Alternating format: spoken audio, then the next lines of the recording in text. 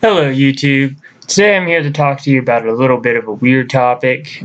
Just something that came across my mind is not too many people know exactly what a fiat currency is. Most of the world now runs on a fiat currency. Why? Well, that's because the people who got to buy the laws ended up making it so that they can get rich off of nothing. Great plan. However, every instance of fiat currency that has ever been used, it has done nothing but fall apart. And that's not very good for the future. What fiat currency allows you to do is to take away from future prosperity and spend it now. You get to go ahead and be like, okay, well, in 10 years, we estimate we're going to be making so much money. So we're going to go ahead and take that money now, and we'll pay you back that money plus some more later. You're stealing from people's work that hasn't even gone to work yet. Like, you don't know who's going to be making what exactly, that we do that to future generations. We talk about how we want our kids to do well, but yet we do everything we can to hinder their progress by burdening them with our ability to spend now. We want instant gratification. We want this now. Banks print money out of nothing.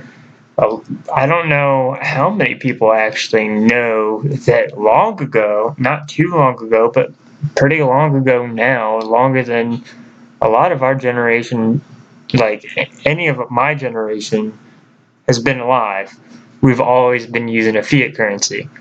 A lot of our parents have probably also only used fiat currency. All of our inflation, all of our debt, all of our national debt just comes from being able to print money out of nothing.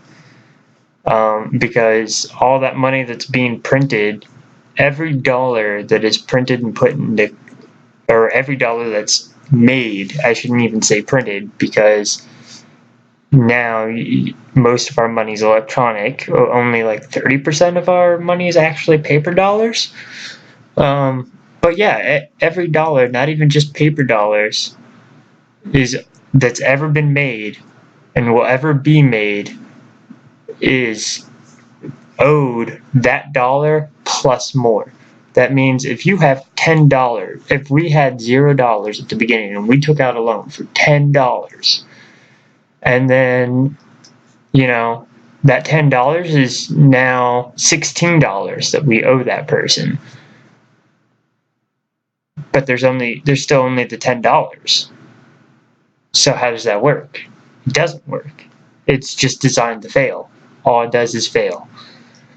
Foreclosure, everything is just written into the rules to fail, to make more money. That's all it is. And we should really go back into actually having a tangible income, money backed by gold, not a fiat currency where you can just write up a bill and be like, okay, well, now you owe us this much. All it is a bunch of glorified IOUs. And somehow people are content in trading this. It baffles me that people just don't understand that the money is worth way less than the grass in your front yard, because the grass in your front yard, you can actually sell that to somebody who's got a brown spot in their yard and be like, I'll give you this patch of grass and you give me some food.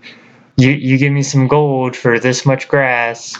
You give me something tangible for this much grass, and it's worth more than George Washington and all the other great presidents and leaders on our paper dollars that mean nothing.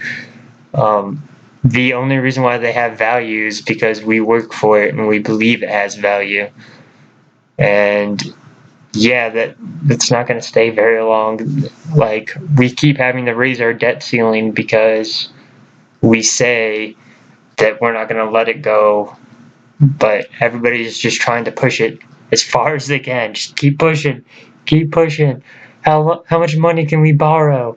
Eventually, we're not going to be able to borrow enough money, and it's going to collapse.